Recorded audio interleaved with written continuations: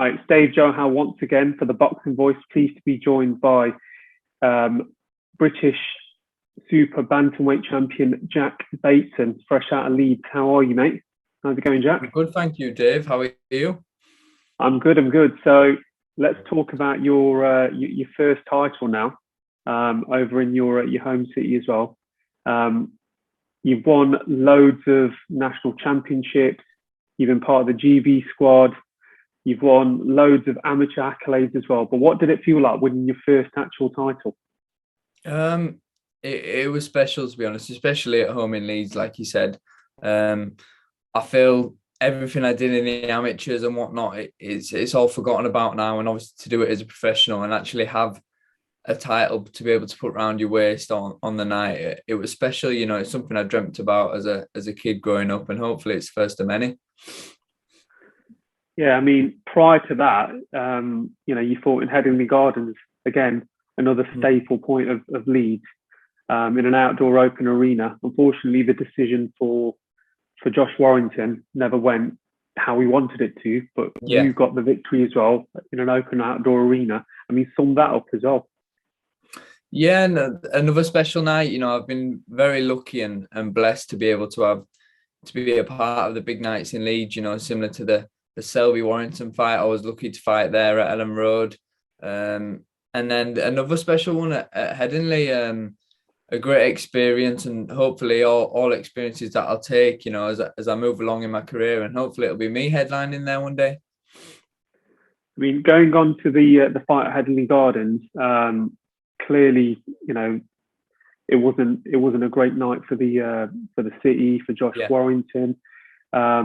You watching back as well? Have you spoke to Josh since? I take it you have, haven't you? Because you guys were trained before, you know, Yeah. and you know each other outside of the ring as well. So how is he after that? He's good. I think it was obviously very disappointed and upset because it was a wrong that he wanted to get right. It was a long time coming for him waiting, and he's probably just a bit frustrated that, you know, with the cut he couldn't get straight back in and get the rematch on. So I suppose it's just looking at what he does now. Does he wait until, you know, it's going to be sort of looking towards early/mid next year if he goes in with a rematch, or does he look elsewhere and see what other route he can go down? I know he very strongly wants to fight over in America, which would be amazing, you know, take all the Leeds crowd over there. And it, you know, he could then come back and have the rematch with Lara, but I don't know. I mean, he's got a lot of good options, and it's a banging division at the minute, is the featherweight division. So it should be good to see what he does next. Going on to your division as well, the World Super Bantamweight division. It's nice to see quite a few Brits in there, such as Ward. Foster is still hanging about in there as well. And then we've got the WBC champ, who's only had, I'd say, 5 more fights more than you, Stephen Fulton. He's also ranked, I think he is the WBO champion as well, isn't he? So he's quite high. Yeah, he's got 2 belts now after this weekend. He just beat Figueroa, didn't he? Yeah. So he's not, it's fair to say, he's not quite a household name yet, but that doesn't mean, you know, he can't box. I mean, he's a fantastic boxer. What are your thoughts on the super bantamweight division? Because you are part of this mix, you know, being 15-0, he's 20-0. What are your thoughts of this division and the champions in there? Do you think you'll be ready in the next few years, or? Yeah, 100%. I mean, for me, it was just about getting the rounds under my belt and whatnot. I think now I've done my 10 round. I got the first title under my belt. Hopefully for me now, it's just gonna move up, and I'm after more titles now. Obviously, the English is an amazing title, but I want bigger and better things.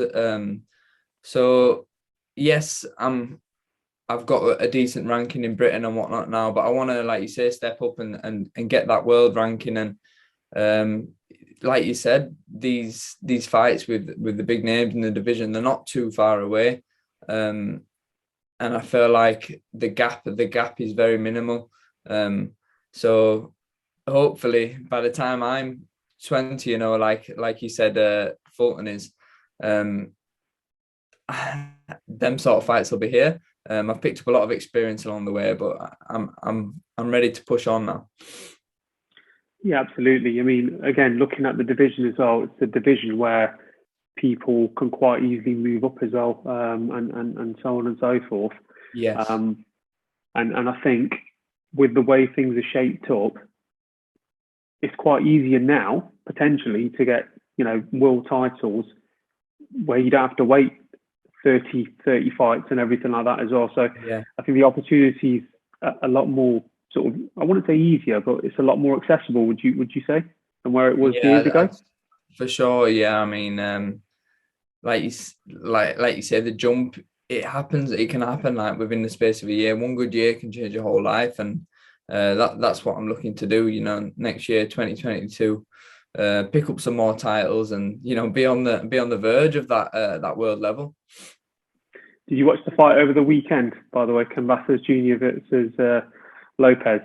Yes, I didn't watch it live, but I caught up on it last night. Unbelievable fight, and I was really shocked. I woke up and seen the result. I was really shocked, to be honest, but fair play to him. Yeah, he really dug it out, didn't he? And fantastic result. Khan Brook being announced finally. 10 years in the making, Jack. 10 years. Yes. It's only taken a decade. It's about time. If you had to analyze the fight and say where your last pound would go on with these fighters at this particular moment in their career, what would you say? Who takes it and who wins and why? I think as you said before, it's probably 5 year too late minimum. Probably a little bit longer than that. But I think it really just does depend on how good they both prepare. I know Kell Brook has a lot of problems with injuries now. Khan has a tendency to, maybe not train as hard as what he used to, but they're both still really special fighters on the day. I think if Kell Brook comes in and he's got a few niggles and injuries and whatnot, I think Khan beats him. If Kell Brook comes on a really good day, I think we're in for a really good fight. And he's always got that chance to catch Khan. He carries power. So I think people will still tune in, and it's still a pay-per-view fight, because there is a lot of grudge that has built up over the years, and scores to be settled. So I'm interested, and February's not long away. It's quite exciting. No, Christmas will be over. Then it's exactly. It's on to the fights, isn't it? Yeah. Going on to yourself as well. I mean, you're with MTK. You've got a fantastic career so far, completely unblemished. 15 straight wins, and you've fought in your hometown multiple times in different venues. I might just add as well. Yeah. Do you sometimes get the call to say, look, for experience wise, can come down to America to spar such and such champion, or do you ever get anything like that, or has it been more difficult this year with COVID? I haven't had the call. I mean, I'd love to. I've had a few calls, for with MTK. Luckily I've got the the contacts with different fighters they've got, and I had the chance to go and spar Nordinu Bali. I think before he was due to fight Nonito Donaire. It didn't work out with the timing, especially with COVID and whatnot, just starting out. But I'm looking forward to these sorts of trips, and America is a place where I would love to go and learn my craft a little bit more, and eventually I want to fight out there one day. So it'd be nice to get over there, do some training, and then the next time I go over, get a fight out there. So yeah, listen, I'm with MTK Global now, and they are the best team in the business, and they're going to bring me some smashing opportunities, and I'm looking forward to it. And the last time I actually caught up with yourself was on a Queensbury card, when it was Warrington versus Galahad, I think, when it was a matchroom joint Queensbury card. And I think the circulation, not the circulation, but the talk about the room, the media room was, that kid Jack over there, he's a massive ticket seller, absolutely huge ticket seller. You'll get all the leads on board and so on and so forth. I mean, I'm from Derby myself. We haven't got like an actual, we've got Sandy Ryan and everything like that. And hopefully big things will come. But I know what it means in the city to be a big ticket seller in terms of leads. Yeah. So I've read as well that the show that you had for your recent win, you co-promoted that as well, didn't you? What's it like managing both the promotional side and also being a fighter and working with MTK? Is it a lot of headache or?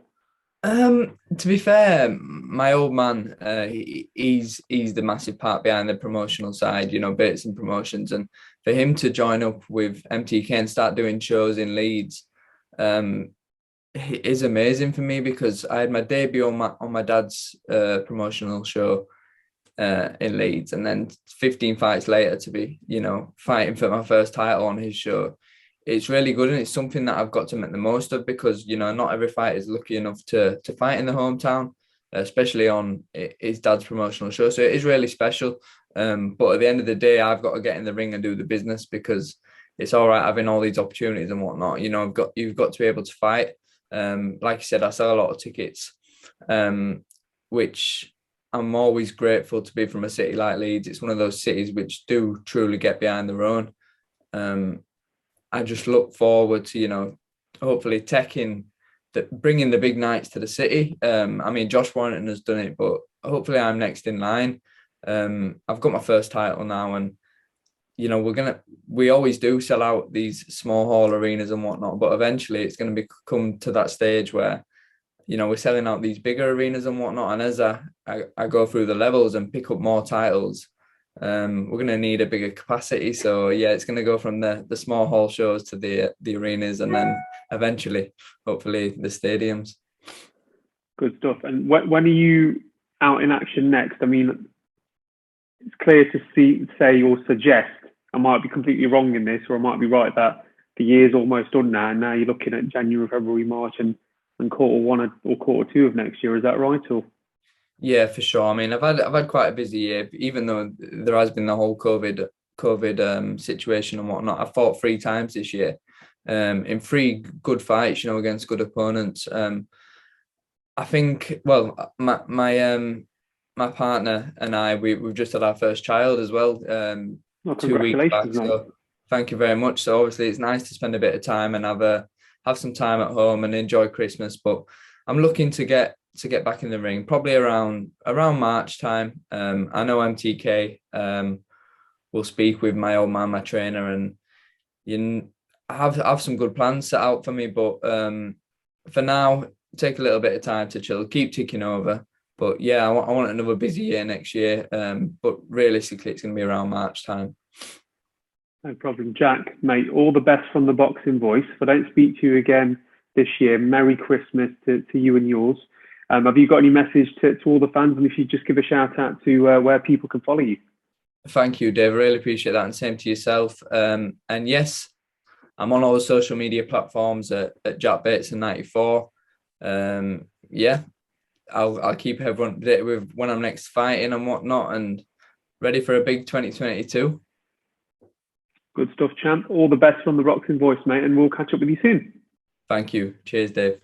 Enjoy the video, feel free to hit the like, subscribe, and share. As always, if you want to support us to the next level, head over to the patreon.com/ThaBoxingVoice. We have tons of exclusive, from Border Wars and title, betting shows, the list goes on and on and on. But in addition to that, if you guys have questions for fighters, trainers, and promoters, this is where you can submit them. We will run out, get these questions answered, and put it back on the show just for you guys. Appreciate it. Peace.